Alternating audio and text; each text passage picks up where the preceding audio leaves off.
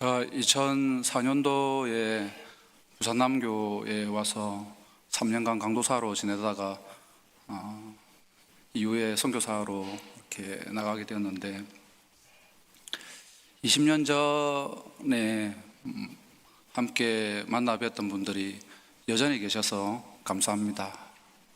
세월이 많이 흘렀음에도 불구하고 외모는 좀 변했을 것 같은데 여전히 신앙생활의 모습들은 참 하나님을 향한 경외와 또 부산남교를 사랑하는 마음, 이런 마음들이 잘 느껴지는 것 같아서 너무 감격스러운 마음으로 오늘 이곳에 왔습니다. 오늘 저희가 나누려고 하는 주제는 하나님의 은혜에 대해서 나누려고 합니다. 보통 은혜라고 하면 주는 자가 있어야 되고 받는 자가 있어야 됩니다. 그래서 세상에서는 대개 주는 자는 뭔가 많아야지만 또는 뭔가 권세가 있어야지만 줄 수가 있겠죠. 그리고 받는 사람은 뭔가 부족하든지 아니면 좀 더 세상적인 지위가 좀 부족하든지 할 때에 받게 되는 그런 경우가 일반적으로 일어나게 됩니다. 그러다 보니까 세상 속에서는 주는 자는 권위적일 때가 많이 있습니다. 주면서 은근히 교만해지기도 쉽고요. 그리고 그것을 줄 때에 받는 사람의 입장에서는 비굴하지만 꼭 받아야 되는 그런 경우도 세상을 살다 보면 그렇을 때가 있습니다. 저는 논산훈련소에서 신병훈련을 받았는데 논산훈련소에서 이렇게 가게 되니까 큰 연무대가 교회가 있었고요. 그 교회에서 예배를 드리고 나면 항상 이제 군인들의 신병들에게 초코파이를 나눠줬습니다. 근데 초코파이를 나눠주면 군인들의 신병들이 초코파이가 굉장히 귀한 거거든요. 군대 가면. 근데 이렇게 그냥 나눠주면 되는데 예배를 다 마치고 나면 그 교회 앞 마당에다가 줄을 착 세워서 초코파이를 던져서 주는 거예요. 던져서 주면 우리가 지금 초코파이 그렇게 주면 굉장히 불쾌하겠죠. 저도 안 먹겠지만은 사실. 그런데 군대에서는 마음이 가난해지고 우리가 약자다 보니까 자기가 딱 맞아서 그렇게 해야지만 자기 것이 됩니다. 지금은 많이 달라졌겠지만 제가 있었을 때는 그랬습니다. 그래서 초코파이를 던져주면 그거를 딱 맞으려고 이렇게 막 이제 고개를 막 내밀어서 이렇게 해서라도 받으면 너무 감사한 거예요. 그게 너무 귀하니까. 그렇지만 전역하고 나면 그건 아무렇지도 않습니다. 그리고 제가 사역했던 북아프리카 모로코에서는 많은 사람들이 유럽에 건너가서 일을 하든지 친척들이 그곳에 있습니다. 그러다 보니까 모로코 사람들이 유럽으로 이렇게 건너가는 그런 일들을 계속 하고 싶은데 문제는 이제 비자를 잘 안 내주는 거죠.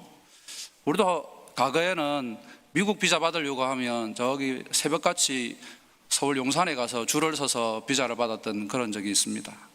그때 미국 대사관에서 주는 강자인 미국 그 대사관 쪽에서 우리에게 쉽게 주지 않으면 그 다음날 와야 되고, 그럼에도 불구하고 우리는 받으려고 할 수밖에 없는 그런 상황이었죠. 모로코가 그런 상황입니다. 그래서 유럽 독일 대사관, 스웨덴 대사관, 또 스페인 대사관, 이런 그런 대사관에 앞에 가면 많은 모로코 사람들이 새벽부터 저 멀리서부터 와서 줄을 서서 그 비자 받으려고 기다리고 있습니다.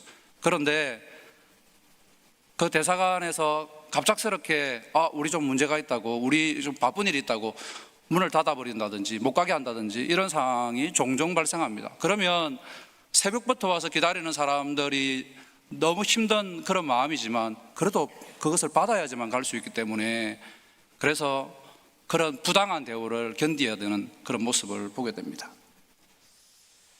그런데 그것도 일정한 자격 요건을 갖추게 되면 비자 받는 것은 문제가 없을 수 있습니다. 세상의 구조는 초코파이든 비자의 문제든 일정한 자격 요건을 갖추게 되면 충분히 받을 수 있는 그런 상황이 생기게 됩니다. 그런데 우리가 생각하려고 한 주제인 하나님의 은혜는 완전히 다른 모습을 보여주게 됩니다. 하나님은 절대 강자시고 우리는 절대 약자임에도 불구하고 자격 요건을 갖추어서 하나님의 은혜를 받을 수가 없습니다. 하나님께서 반드시 우리에게 주시고자 작정하지 아니하시면 하나님의 은혜는 어떤 노력과 어떤 수고로도 받을 수 없는 것이 하나님의 은혜입니다. 부산남교회를 이곳에 세우시고 지금까지 인도하신 것은 사람의 노력이 아니죠. 하나님께서 이곳에 세우시고자 했던 하나님의 은혜, 하나님의 작정, 그리고 여기까지 우리를 인도하신 것은 나의 수고와 나의 노력으로 되어진 것이 아니라 하나님의 전적인 은혜로 여기까지 오신 줄 믿습니다. 우리 자녀들도 마찬가지고요. 제가 여기서 사역을 하면서 중고등부, 대학부, 이렇게 청년부, 그리고 또 심지어 우리 오늘 기도하셨던 신수정 자매님처럼 나이 많은 분들하고도 사역을 할 때에 저분이 과연 신앙생활을 제대로 할 수 있을까라는 의구심이 들었던 분들이 종종 있습니다. 그런데 오늘 이렇게 볼 수 있는 것이 하나님의 전적인 은혜인 줄 믿습니다. 아멘 아닙니까 여러분? 하나님의 은혜는 그렇습니다. 자격 요건이 될 수 있는 것이 아니라 하나님께서 작정하시고 그럼에도 불구하고 주시고자 할 때 가능한 것이죠. 오늘 우리가 읽었던 말씀에서 다윗 왕이 사울 왕으로부터 죽이고자 하는 그러한 상황 가운데 왕으로 등극을 하게 됩니다. 등극을 하고 나서 다윗 왕이 첫 번째로 기억했던 것은 요나단과 맺었던 그 약속을 기억해서 사울 집안의 누군가를 찾는 것이 다윗 왕의 모습입니다. 사무엘상 31장에 보면 사울 왕과 그의 아들인 요나단이 블레셋과의 전투인 길보아산 전투에서 동시에 죽게 됩니다. 왕과 왕의 아들이 전사를 하는 죽었다는 소식을 이 사울 왕가의 소식이 들려지게 되고 그때에 이 유모였던 요나단의 아들을 돌보고 있었던 유모가 그 요나단의 아들 머비보셋을 데리고 급히 왕궁을 빠져나오다가 그만 머비보셋을 떨어뜨리게 됩니다. 사무엘 하 4장에 보면 그 이야기가 나옵니다. 어린 모비보셋이 5살이었는데 유모가 데리고 나오다가 그만 떨어뜨려서 이 모비보셋이 다리가 저는 장애인이 됩니다. 그리고 왕과 왕의 아들이 죽어버렸기 때문에 몰락한 왕가의 후손으로서 더 이상 그 왕궁에 있을 수가 없어서 로드발 암멜의 아들 마길의 집에서 살게 되는 그러한 삶을 살고 있습니다. 그때 다윗 왕이 왕으로 등극을 했고 이제 나라가 안정을 찾았을 때 첫 번째로 기억했던 것은 사울 집안에 있는 그 한 사람을 찾고 있는 것이 다윗 왕의 모습입니다. 1절을 다 같이 한번 읽어보도록 하겠습니다. 다윗이 가로되 사울의 집에 오히려 남은 사람이 있느냐, 내가 요나단을 인하여 그 사람에게 은총을 베풀리라 하니라. 1절 말씀에 요나단으로 인하여 그 사람에게 은총을 베풀리라는 이 말씀은 요나단과 어떤 그런 과거의 일이 있었느냐, 사무엘상 24장에 보면 요나단과 다윗이 굉장히 어린 시절에 초등학생 정도 되는 아니 중학생 정도 되는 그런 시절, 어린 시절에 둘이서 약속을 합니다.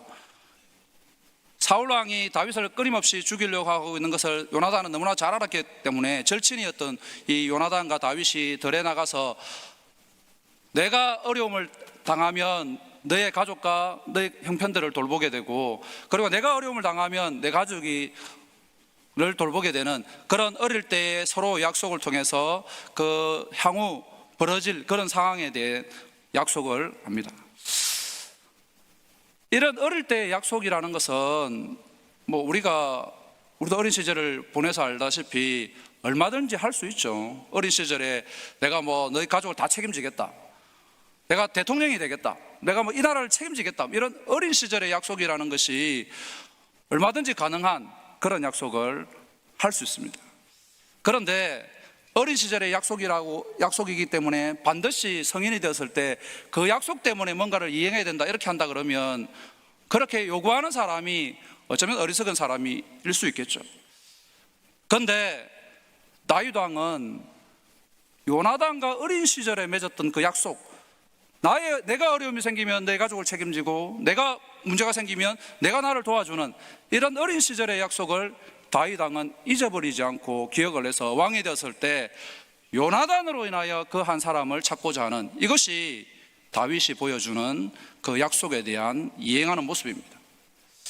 사실 다윗은 왕의 신분이기 때문에 어린 시절에 그 약속을 이행하지 않는다 할지라도 누구 하나 지적하거나 잘못됐다 이렇게 말할 수 있는 사람은 아무도 없습니다.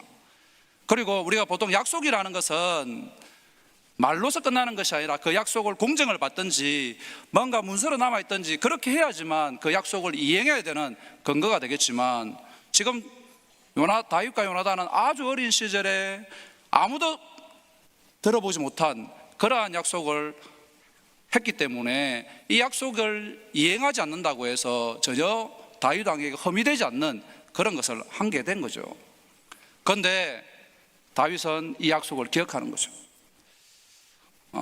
우리 역사에서 잘 보듯이 이 동방에는 왕조가 계속 바뀌는, 과거에 이런 일들이 있었잖아요. 고려시대에서 조선시대가 넘어오고 왕조가 계속 바뀌게 되면 대개는 왕조가 바뀌면 그 이전에 있던 왕조의 친인척을 다 구족을 멸하는 이런 일들을 반복하게 됩니다.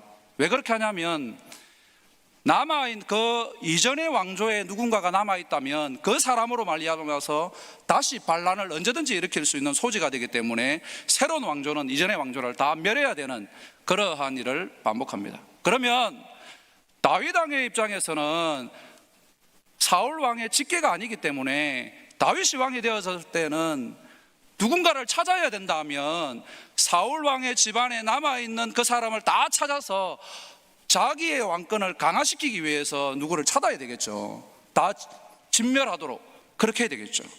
그런데 다윗은 전혀 그렇기 때문에 누군가를 찾는 것이 아니라 요나단과 맺었던 그 약속, 이 사람에게 은혜를 베풀고자 하는 그 약속에 따라서 그 사람을 찾고 있습니다.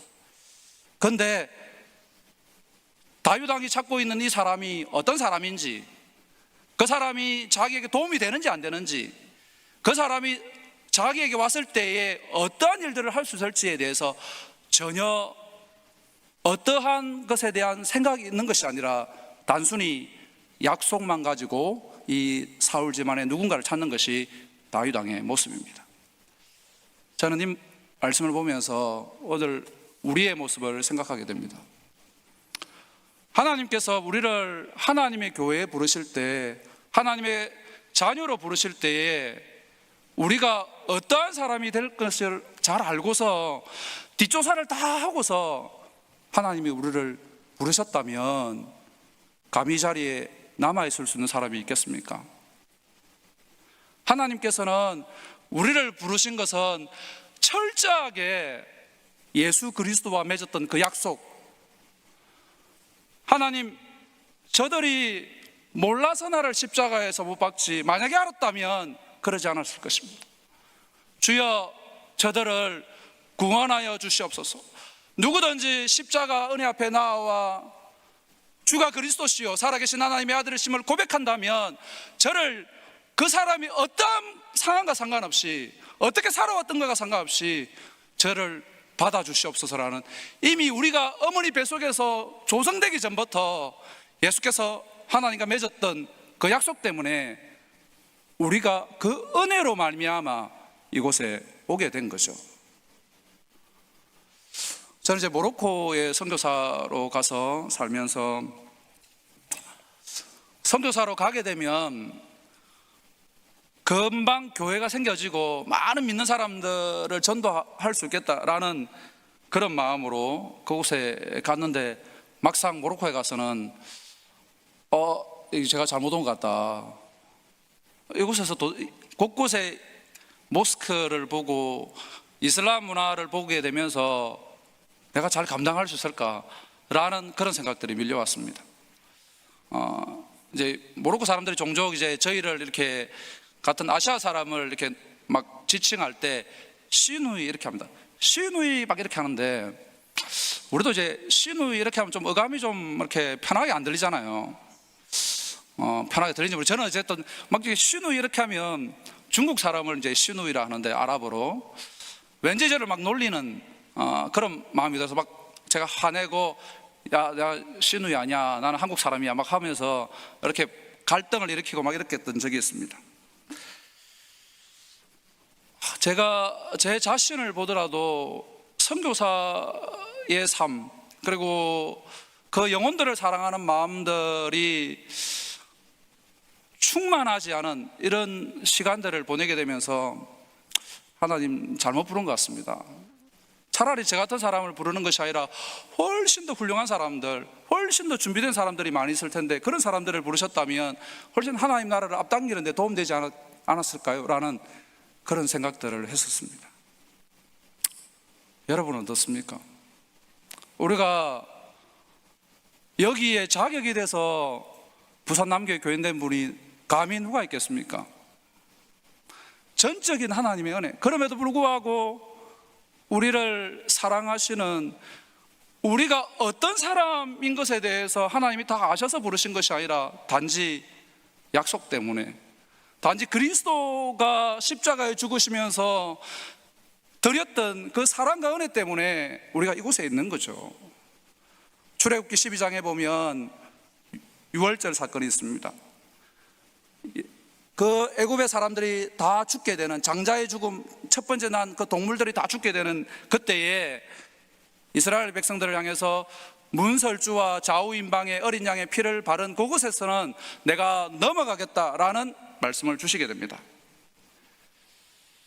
문설주와 좌우인방의 피를 바른 그 집 안에 있는 사람들의 어떠한 경제성의 유무, 사람의 됨됨이, 그들이 어떤 삶을 살아갈지에 대한 그것을 하나님께서 보시는 것이 아니라 단지 살려주는 이유는 그 집에 문설주와 좌우인방에 어린 양의 피가 있느냐라는 것을 보시면서 살려주는 것이 유월절의 사건입니다. 우리는 지금도 영적인 유월절을 경험해서 한 주간을 감사하게 살다가 이곳에서 예배드린 줄 믿습니다.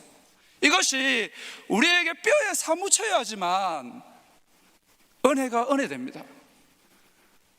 우리가 주일 나와서 감사할 수밖에 없는 것은 주여 수많은 사람들, 러시아와 우크라이나 전쟁 한가운데서 수많은 사람들이 죽고 다치는 현실, 터키의 지진으로 인해서 수많은 사람이 죽을 수밖에 없는 그 현실, 모로코의 지진, 곳곳에 일어나는 전쟁과 기근으로 인해서 수많은 사람들이 죽고 다치는 그러한 안타까운 상황에도 불구하고 이 나라 이 민족을 살려주시고, 그리고 부산 남교회가 꺼져가는 심지와 같은 그런 상황에도 불구하고 여기까지 오게 하신 것은 하나님의 전적인 은혜인 줄 믿습니다. 우리의 예배는 그리스도께서 흘리신, 지금도 흘리고 계신, 앞으로도 우리를 위해서 십자가에 고통당하실 그 은혜와 사랑, 그것이 우리를 부르신 것이죠. 민수기 23장 19절에는 이런 말씀이 있습니다. 너희들을 부르시면은 후회하심이 없다라고 말씀합니다. 어떻게 후회가 없을 수 있나요? 우리는 우리 스스로의 삶에도 우리가 후회하잖아요. 내가 이렇게 하지 말걸, 내가 이렇게 결혼하지 말걸, 이런 자녀가 되어지 말걸. 우리는 우리 스스로도 후회할 수 있는 삶을 살아가고 있는데, 하나님께서는 우리를 보시면서 너희를 부르시면은 내가 후회하심이 없다 라는 말씀을 해주고 계십니다. 약속 때문에 베풀어 주신 은혜, 그것이 다윗이 요나단으로 말미암아서 보여주는 은혜였습니다. 우리도 그 은혜 때문에 이렇게 하나님께 예배드리는 것이 가능합니다. 3절 말씀 보도록 하겠습니다. 3절 다 같이 읽겠습니다. 왕이 가로되 사울의 집에 남은 사람이 없느냐, 내가 그 사람에게 하나님의 은총을 베풀고자 하노라. 시바가 왕께 고하되 요나단의 아들 하나가 있는데 절뚝발이니이다. 그래서 다윗이 사울 집안의 한 사람을 찾았을 때 그 종이었던 시바가 한 사람을 소개하는데 머비보셋을 소개합니다. 이 사람은 절뚝발입니다 라는 소개를 하게 됩니다. 말씀이 절뚝발입니다, 이 단어가 단순한 단어처럼 보이지만 종 시바의 이 성격은 나중에 사무엘하 16장에 보면 나타납니다. 사무엘하 16장에는 다윗 왕의 아들이었던 압살롬이 반란을 일으켜서 왕궁을 빠져서 이제 피난을 가고 있는 그런 상황인데, 그때 다시 이 종 시바가 등장을 합니다. 시바가 등장을 해서 이야기하기를, 왕이시여, 당신이 은혜를 베풀었던 그 머비보셋이 반란을 일으키려고 합니다, 이렇게 이야기를 합니다. 사실 머비보셋은 절뚝발이고 다시 전쟁을 일으킬 만한 그러한 능력이 없었음에도 불구하고 다윗 왕이 긍휼을 베풀어서 머비보셋은 지금 연명하고 있는 그러한 삶을 살고 있는데, 시바가 다윗이 불안한, 다윗이 쫓겨가는 그런 상황에 등장을 해서는 자기의 상전이었던 머비보셋을 폄훼하며 이 사람이 반란을 일으키려 합니다 라는 소개를 하게 됩니다. 이러한 시바의 성격을 잘 살펴본다면 왕에게 이제 극적으로 만나는 머비보셋을 소개하면서 절뚝발이라는 것은 마치 자기의 상전이 당신에게 어울리지 않는, 적당하지 않는 사람이라는 부정적인 그러한 소개를 하게 됩니다.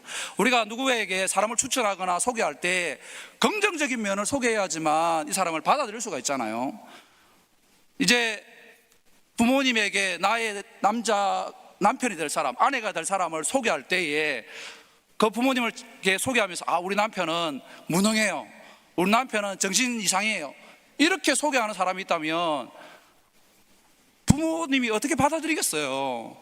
뭔가 소개하려면 없어도 있는 것을 소개해야지만 되는데, 그런데 말씀처럼 왕이 찾는 그 한 사람을 소개하는데 시바는 절뚝발이라는 것을 강조합니다. 당시의 왕에게는 이런 뭔가 부족하거나 뭔가 잘못된 점이 있다면 왕에게 갈 수 없는, 절뚝발이는 왕 앞에 어울리지 않는 그러한 상황이었기 때문에 이러한 그 소개를 한다는 것은 왕이 도저히 이 사람은 어울리지 않는 사람입니다라는 부정적인 것을 강조하는 거죠. 그러면 다윗 입장에서 자기가 찾는 한 사람이 저 시골에 살고 있는, 장애가 있어서 도저히 자기와 함께 할 수 없는 사람이라는 것을 들었다면, 내가 야노단과 맺었던 그 약속으로 인해서 그 찾는 사람이 분명하긴 하지만 나에게는 어울리지 않는 사람이야 라고 배척할 수 있어야 되는데, 다윗은 그럼에도 불구하고 은혜 베푸는 것을 중단하지 않습니다. 사단은 우리를 이렇게 하나님께 참소합니다. 하나님, 당신의 사랑하는 아들, 자녀들을 보십시오. 저들이 신앙생활을 한다 하지만 과연 하나님께 도움이 될 수 있는 그런 삶을 살고 있나요? 하나님, 저들이 오래도록 하나님의 백성이라고 하지만 도무지 하나님께 어울리는 사람이 맞나요? 끊임없이 하나님을 향하여 사단은 우리의 삶을 참소합니다. 그럴 수 있죠. 우리가 넘어지고 자빠지고 우리의 생애 가운데 실수할 때가 많이 있죠. 때때로 모든 사람들이 지탄받을 만큼 그러한 잘못을 할 때도 있죠. 그런데 중요한 하나님의 말씀은 그 하나님의 긍휼이 중단되지 않는다는 겁니다.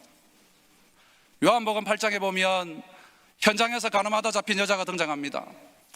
모든 사람이 이 여자를 향하여, 예수님, 이 여자는 당시의 율법에 의하면 돌로 쳐 죽여야 되는 그런 잘못을 했습니다. 어떻게 하면 좋겠습니까? 라고 했을 때 예수님께서 아무 말 없이 그 바닥에다가 죄 없는 자가 돌로 쳐라고 합니다. 그러자 한 사람들이 다 떠나갔고 마지막 여자와 예수님이 남아졌을 때 예수님께서 여자를 향해서 나도 내 죄를 묻지 않노니 다시는 그 죄를 짓지 말라라고 하면서 용서해 주게 됩니다. 모든 사람들이 율법에 의하면 쳐주게 된다라고 하는 그런 상황임에도 불구하고 너무나도 잘 알고 있는 그런 형편임에도 불구하고 예수님의 긍휼은 중단되지 않습니다. 중단되지 않는 이 하나님의 은혜, 우리의 가정 형편, 또 우리 스스로의 삶, 아니 우리 옆에 있는 이웃들, 그 모든 삶을 보면서 과연 저런 사람에 대해서 우리는 얼마든지 참소받을 만한, 얼마든지 그러한 비난받을 만한 그런 삶을 살아갈 수는 있지만 하나님 편에서는 그 긍휼은 중단되지 않습니다. 그러기에 부산 남교회에 대한 소망은 그 중단되지 않는 하나님의 은혜에 있다고 믿습니다. 우리의 어떠함 때문에 하나님의 교회가 세워지는 것은 아니죠. 모든 하나님의 백성들이 절망하여 다 떠난다 할지라도 하나님 한 분만으로도 하나님의 교회는 역사하여 주실 줄 믿습니다. 저희가 모로코에 선교사로 가서 많은 선교사들이 추방이 됐습니다. 제가 첫 텀을 보내면서 저희 선배 선교사님 뿐만 아니라 여러 다국적에 있는 선교사들이 200여 명이 추방이 됐습니다. 깜짝 놀란 일이죠.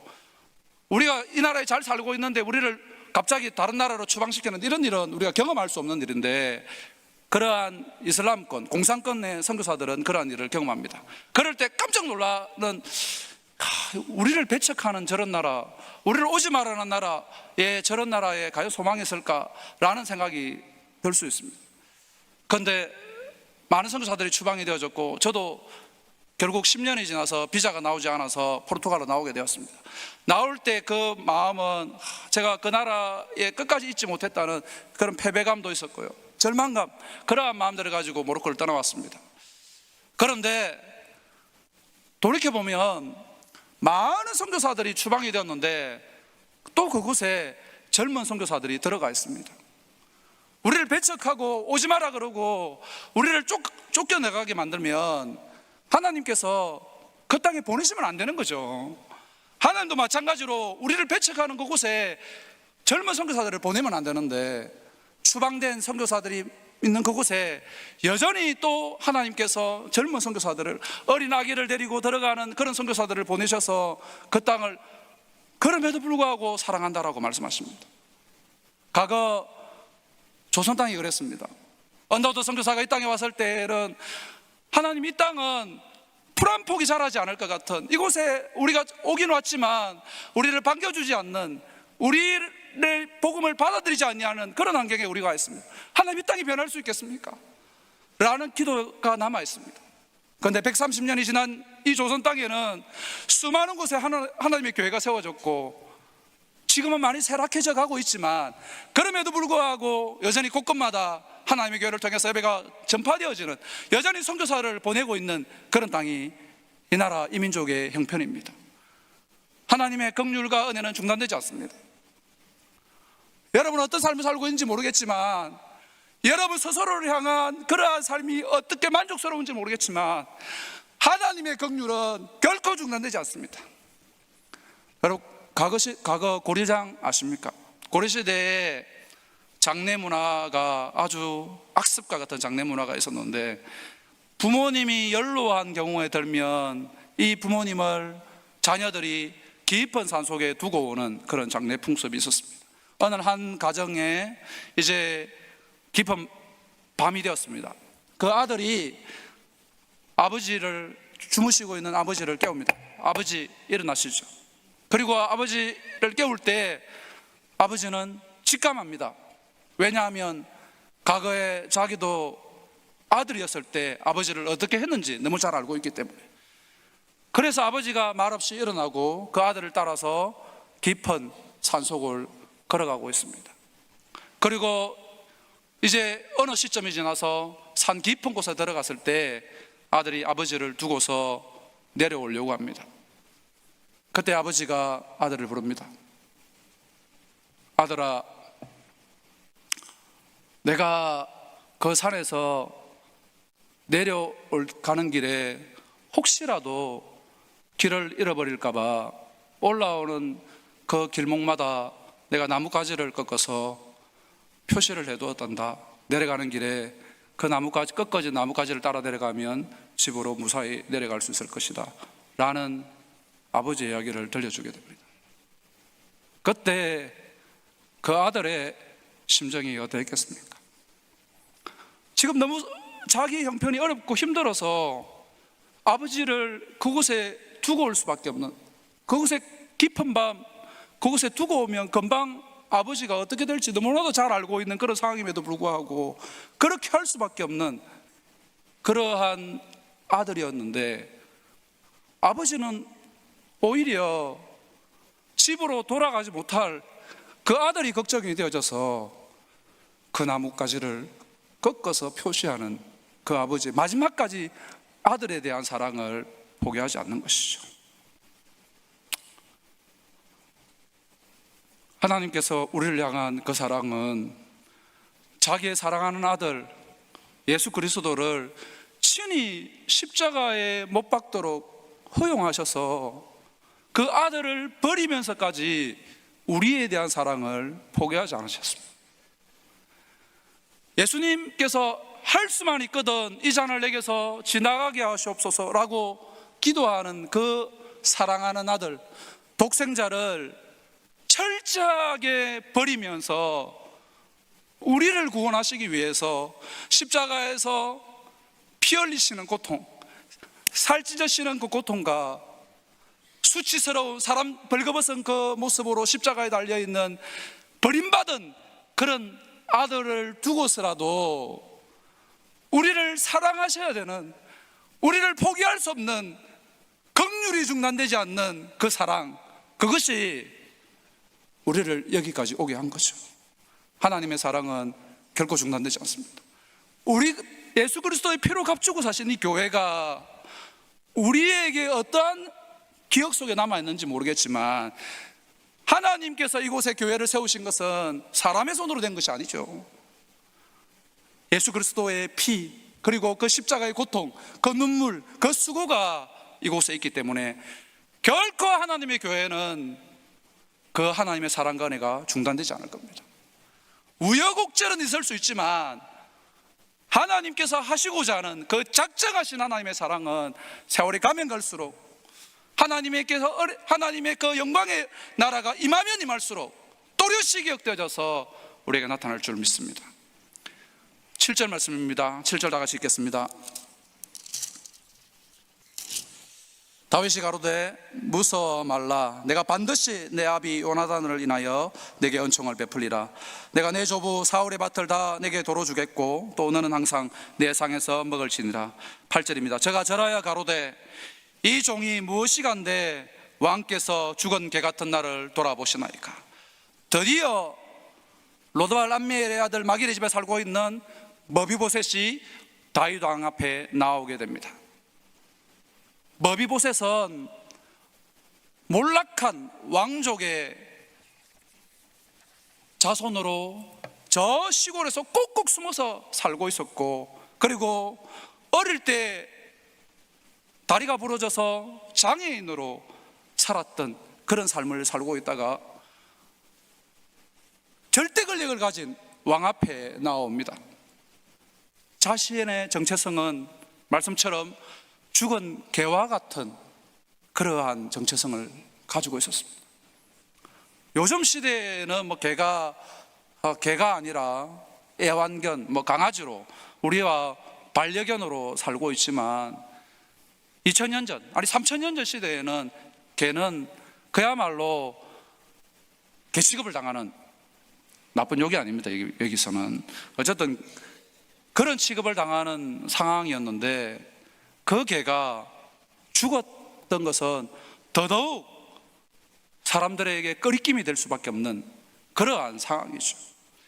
머비보셋은 몰락한, 들키면 안 되는, 그리고 장애인으로 오래도록 살게 되면서 왕족의 자존감은 다 없어져 버렸고 죽은 개와 같은, 도저히 인간 세상에서 함께할 수 없는 그런 삶을, 정체성을 가지고 있다가 왕 앞에 나오게 되죠. 그러면 아무리 약속이 있었지만 이 사람은 왕자의 신분으로, 왕과 함께 먹을 수 있는 이 신분으로 회복될 수 없는 그러한 정체성, 머비보셋에게 다윗 왕은 자신의 상에서 먹을 수 있는 허락과 권한을 부여하게 됩니다. 머비보셋이 그 시골에서 몰락한 왕가의 후손으로 살면서 들키지 말아야 되는 삶으로 살면서 하나 몰랐던 것은 다윗 왕과 이 요나단이 맺었던 그 약속이 자기가 태어나기 훨씬 전에 그 약속이 있었던 것을 모르고 살고 있었던 거죠. 만약에 그 약속이 오래전부터 있어 왔던 것들을 알았더라면 좀 더 삶은 달라질 수 있었겠죠.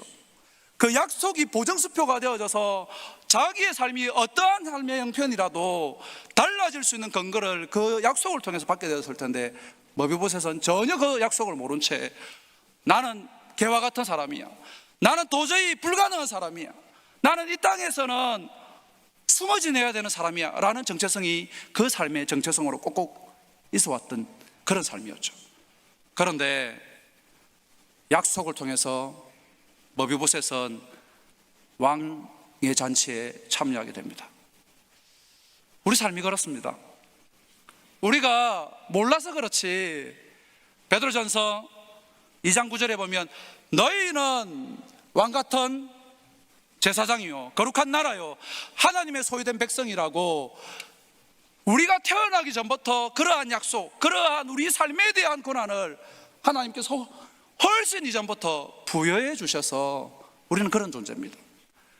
삶에 우리가 생각하는, 인식하는 삶에 있어서는 굴곡은 있을 수 있지만 여전히 우리의 삶은 사람들의 지탄하는 그러한 생애를 살 수는 있지만 우리에게 주어진 이 권한은 변개되지 않는 권한. 너희는 왕같은 제사장들이다. 너희가 어떠한 삶이라도 너희는 거룩한 하나님의 백성이다, 하나님의 소유된 백성이다. 그것을 말씀을 통해서 우리에게 말씀해 주고 있습니다. 우리를 회복시키시는 은혜, 우리에게 그 약속을 일깨워 주시는 은혜, 그것이 하나님의 은혜입니다. 저는 한국에 들어와서 대전에서 선교사들을 지원하는 그러한 사역들을 이제 3년 차에 들어왔습니다. 3차를 지나면서 여러 본부에 계신 선교사들이 여러 분들이 바뀌었는데, 제가 이제 3년 차에서 이제는 이제 제가 제일 그 환경도 그 구조라든지 선교사들을 제일 많이 아는 그런 위치에 있어서 이제 좀 뭔가 더 잘할 수 있는 그런 상황이 되었다라고 생각이 들었는데, 작년 11월 달에 가족들 검사하는 그 시기에 여러 가지 가족들에게 문제가 있다는 것을 알게 되었습니다. 막내 늦둥이 아들인 이제 초등학교 2학년이 된 늦둥이 아들이 초등학교에 들어가서 귀에 난청이 있다는 것을 알게 되었습니다. 검사를 했더니 이 특별한 음역대가 들리질 않아서 보청기를 평생을 해야 된다라는 소식을 들었습니다. 모로코에서 태어나서 어릴 때 좀 검사를 해줬으면 그런 것이 조기에 발견되었을까라는 그런 마음이 들었고요. 그리고 둘째는 치아 검사를 하다가 턱에 물혹이 2개 있다는 것을 알게 되었습니다. 그래서 반드시 수술을 해야 된다라고 해서 12월 달에 이 턱에 물혹을 긁어내는 수술을 했습니다. 그리고 아내는 유방암이 있다는 것을 알게 되었습니다. 유방암이 3기여서 암이 5cm였고, 그리고 바로 항암을 검사받은 그 다음, 선고받은 그 다음부터 항암을 시작해서 매주 항암 치료를 해서 14번째 항암 치료를 했습니다. 그런 사이에 각 부작용들이 있어서 머리털이 빠지고, 그리고 여러 곳곳에 부작용 현상이 많이 나타나고, 지금도 감정이나 상황들이 어려워서 사실 원래는 함께 와서 인사를 드려야 되지만 그럴 수가 없었습니다. 그런 과정을 지나면서 1월 달에 6월 달에 제가 굉장히 많이 힘들게 이제 상황을 보냈는데요. 마치 제 모습이 하나님 나라를 위해서 우리가 헌신하고 또 수고하면 뭔가 거기에 따른 하나님 보상이 있든지 아니, 하나님께서 해결해 주시는 뭔가 탁월한 하나님의 역사가 나타나든지 그렇게 하셔야 되는데, 아니, 제가 하나님의 부름을 받아서 선교사로 살고 여기 와서 섬기는 이런 과정들에 하나님 이러한 것들을 저에게 베풀어 주시면 제가 도저히 어디서 하나님의 사람으로서의 당당함을 가지고 나설 수가 있으며 오히려 더 위축될 수밖에 없는 그런 상황을 하나님 왜 허락하십니까? 하나님, 우리가 헌신한다는 것의 대가가 뭡니까 도대체? 라는 마음이 들었습니다.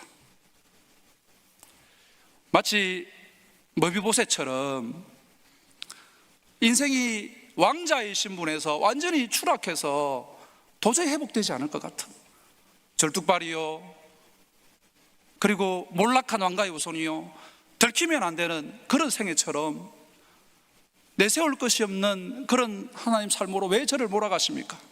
라는 마음이 들었습니다. 그런데 우리에게 말씀해 주시는 것은 시간의 문제지 하나님의 약속은 변개되지 않습니다.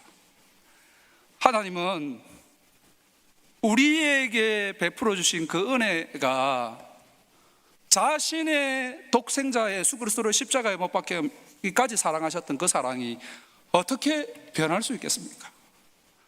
여러분은 어떤 삶을 살아가시는지 모르겠습니다. 다 우리가 공개할 수 없겠지만 크고 작건 다 문제들은 가지고 살아갈 것 같습니다. 그러나 하나님의 은혜는 혹 내가 생각하는 것처럼 기대하는 그런 생애가 되지 아니한다 할지라도 하나님의 그 약속, 요나단과 맺었던 오랜 시절 맺었던 그 약속이 한 번도 변하지 않고 기억되어져서 회복시키는, 머비보셋을 죽은 개와 같은 날을 부르셔서 왕의 자녀의 왕의 밥에 그 식사에 초대하는 것처럼 우리 또한 그러한 삶을 살게 될 줄 믿습니다. 우리가 못 살면 우리 자녀들이 못 살면 그 다음 세대라도 하나님이 우리에게 약속하셨던 그 약속을, 이 나라 이 민족에게 약속하셨던 약속, 저 잃어버린 땅 모로코와 전쟁터 가운데 있는 저 땅 가운데 약속했던 약속을 하나님께서 허락하여 주실 줄 믿습니다. 제가 작년 10월 달에 폴란드를 갔었습니다. 그곳에 우크라이나 난민들이 많이 있어서 총회 구호단 팀들과 함께 가서 구호하는 사역에 가서 우크라이나 교회들을 방문했습니다. 우크라이나 사람들이 본토에 전쟁이 나기 전에는 신앙생활을 제대로 못하다가 전쟁이 나서 수많은 사람들이 난민으로 나와 있는 가운데 폴란드에서 우크라이나 난민들이 모여서 예배를 드리는데 우크라이나를 위한 기도라는 찬양이 있습니다.